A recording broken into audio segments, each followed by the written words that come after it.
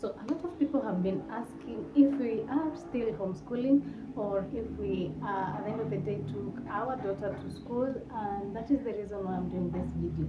So in this video I'm going to discuss with you advantages of homeschooling, disadvantages of homeschooling. Also I'm going to talk about how her former curriculum, she was doing Montessori. So I'm going to explain to her how it's currently affecting her, and if at all she's doing that same curriculum. Also, I'm going to talk about the advantages of doing Montessori and not doing Montessori. So let's just get back right into it. So welcome back once more, guys. So my name is Betty. We do more of motherhood content and anything in between. So I've been doing this segment of my daughter homeschooling and all. So I'm about to finish this segment, and so that we can go on to other things. Um yeah, let's start from advantages of homeschooling. One, she was an introvert. At the moment, at the point that we're talking, she began actually to mingle out. She can play. That is the advantage of homeschooling, because at that particular point you're teaching what you know they really need. You're not teaching everything as a whole. As much as you're following the curriculum and all, you're teaching what they really need, because you understand what they really need. Second, homeschooling and Montessori entails hands-on stuff, that is maybe sweeping, responsibility at home, helping out, and she can accurately do some things. She sometimes just gets the instinct of doing something even before I ask. For example, if the brother has a dirty nose, she'll just go fetch an handkerchief and just wipe him off. If her brother wants some water, she'll just help him out. Like, it really enhances those responsibilities, those skills at a very young age. Also, advantage of homeschooling is that you can do it at your own particular time. Like, you can say, even if you're a very busy parent, you can say every other day I'll be tutoring the kid maybe for 1 or 2 hours, if it's you who is doing it, or if you've hired somebody else to do it and you want to be on the watch. You can do it at your own particular time. So you can dedicate maybe 1 hour or 2 hours of the day, and then do it. My style was doing it 5 minutes playing, then another 5 minutes, so that she can grasp things. Like, it's so convenient. You can do it at any particular time or anywhere. Also, homeschooling is good because at some point, as much as you're tutoring the kid or they're being tutored, you get to learn as time goes. You just get to get involved in the kids' activities, because you have to help them. For example, I was the one who was doing it, so I got to know so much about the curriculum. I got to know and understand much more that I really needed to know also as a parent for a kid. Yeah, so it also equips you with those knowledge about school, about the curriculum, and more and more and more and more. And if you have time, you can indulge into it. You just get to know more about what they are learning and all. Also, homeschooling is nice because you get to choose exactly what you want to teach your kid. Like, let's say, for example, so that I don't mix you up. For example, my daughter is so good in ovals, the shapes. She's so good in weather conditions. Like, she's so good in two particular topics. So if she was in school, maybe she would have been taught the topic for a week or so. But at home, I know she knows it, so I go to things like that she doesn't understand so much, like alphabets, the uppercase and the lowercase. Like, it's just working around your own time, around your own uh, schedule and all. And then if you are not following a particular curriculum, imagine it's open for you. You can teach any curriculum. You can even mix them up, because there are so many curriculum in Kenya. There is CBC, there is Montessori, there is British, there is this other one that so many parents like. It's all about, it's a curriculum that involves everything around Christianity. Like it's free, you can teach all around, like it's so open. That's the advantage of homeschooling. Now, with that being said, hope I've not stop mentioning everything. Yeah, one last thing. Homeschooling helps you to grow closer to your kid, especially if you're around. The bonding is tighter, you can understand them more, you can know so much of what they want. If they were in school, you can know what was happening, how it's done. Like you just get to bond, get close with your kid if you're homeschooling, because again, they are with you, and so much more. Yeah, you get to just understand them more because you're spending more time with them. Yeah, that's all the advantages of homeschooling. However, let me talk. That is all about the advantages of homeschooling. So now let's go on the other side, because every other good thing has the other side. Yeah. Disadvantages are, if you're homeschooling and probably the area that you're in has no more kids, the kids are going to be independent in a way they cannot mingle with others. My daughter is an introvert, but by the time we were in schooling and all, she became an extrovert. She started going out playing and all. She wanted to explore the curriculum and all. Like, the curriculum involves outdoor and all. So we would go out, play and all. So she would want to experience that with other friends. However, sometimes she was so she would just want to play alone, and nobody should just play or touch anything that's hers. So that's a disadvantage at some point. Again, she will just want to be in her own space, which is good, but not to the extent that she doesn't want anything to be touched of hers, maybe the play toys or anything. Yeah. And then the disadvantage is, yeah, if you're not careful, you can go overboard the topic, and this is a disaster, especially when you're planning for the kids to go to school. Because if you overteach, by the time they are going to school, they get bored easily, learning the same thing they were already taught at home. So they easily get bored. They don't want to be taught because they know. Yeah, so if you communicate with the teacher early enough to let them know, so that particular time they can engage the kid, it becomes hard for the teacher as well.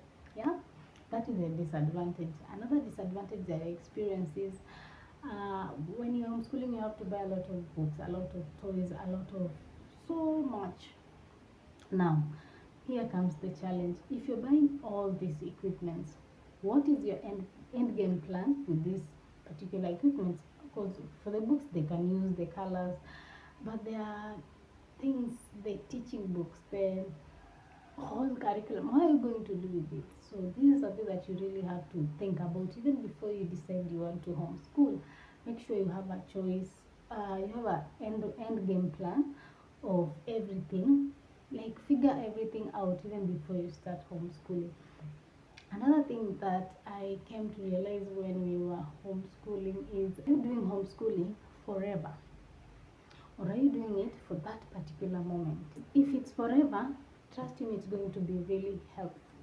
But if you're doing it for a particular time, my suggestion would be, just find parents who are doing it at your area and then join them. It will be cheaper for you and easier and swift.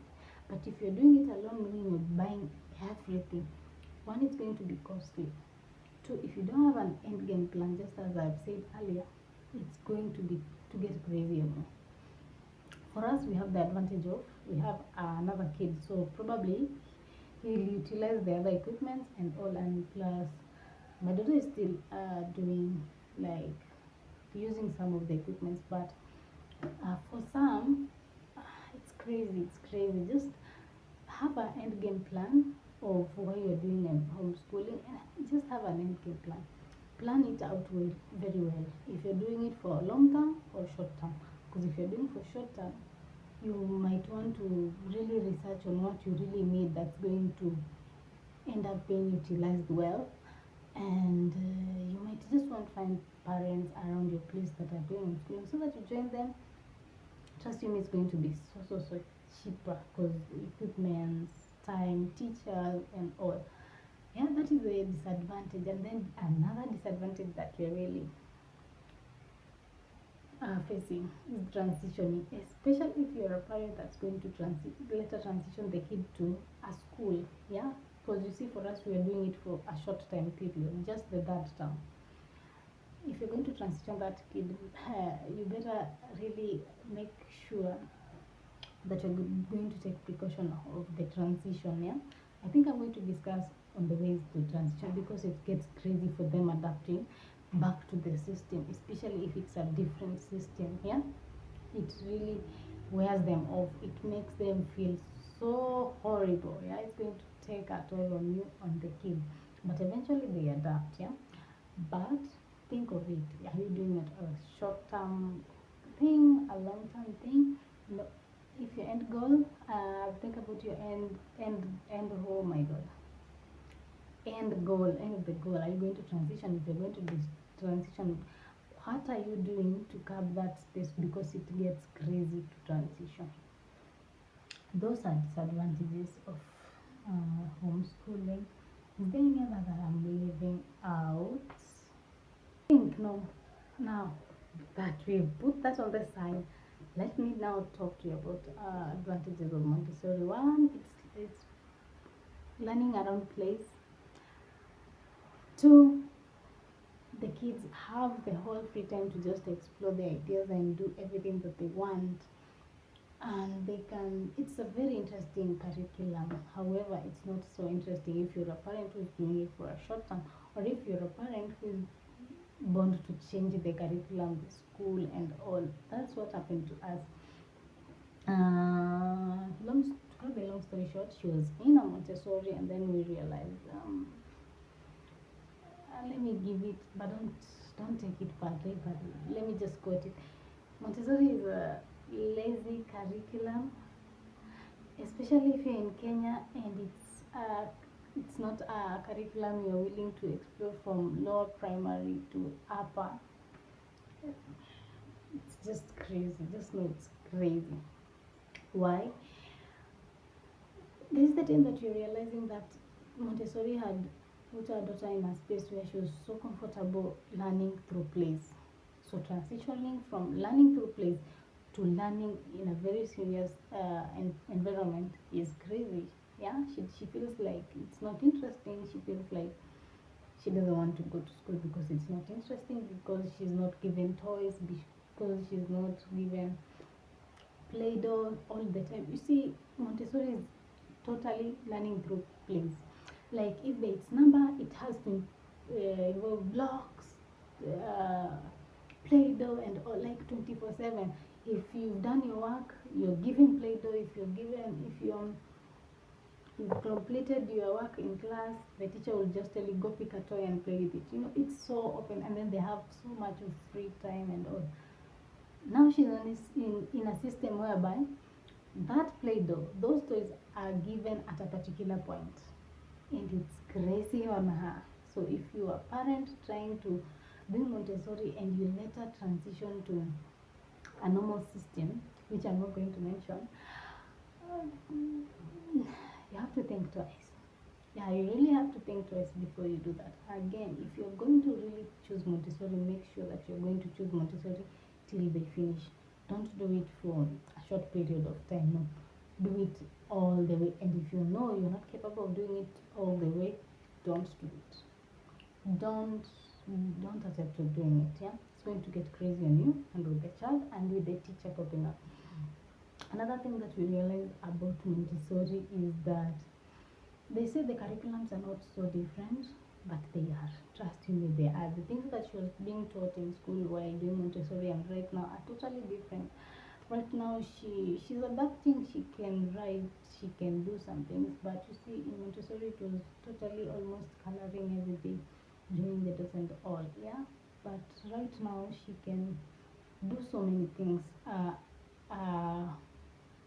Alone without us helping. But you see, Montessori, it was totally, she was helped out doing everything, totally everything. So she was lazy and she was so used to that, and she got entitled, and now she feels that you're taking away that from her, though we know she'll adapt.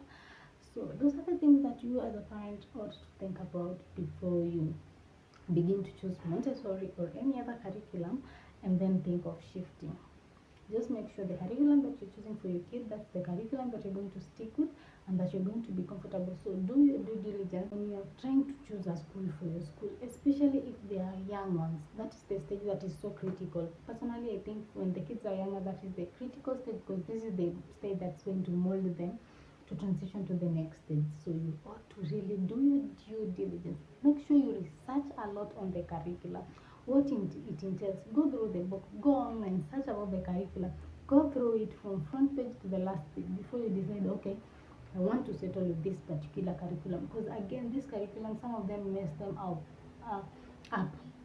Like there are things that are taught in those curriculum, you as a parent don't even understand how it's going to help the kid, So make sure you really do research. And if you don't understand something, just go visit the particular school you're trying to, or you would wish to take your kid, and talk to them. Let them advise you more on that curriculum. Let them advise you more on what they learn, how they learn. Get involved in your kids' school activities. Just get to know what goes on. Yeah, because this is the point that we are also finding out what was happening. She's opening up and telling us more and more and more. And honestly, we think that is what we didn't research so much about what it deeply involves. Yeah, so don't do the same mistake. Well, that's the reason actually why I do these videos, just to inform you, so that you just don't get into the same thing that we got ourselves into. Like that is, I usually discuss what is affecting us, so that another parent cannot go through the same. Yeah. With that being said, I think that is all that I honestly needed to share. To just put that on the side, because there are people who are asking us about that a lot, and I wish I had to, and I had to just finish that segment with that, putting that out. Yeah. If you share the same sentiments on this, just make sure to indicate down below, so that we can learn from each other. Yeah, I think I'll see you on the next one. Bye.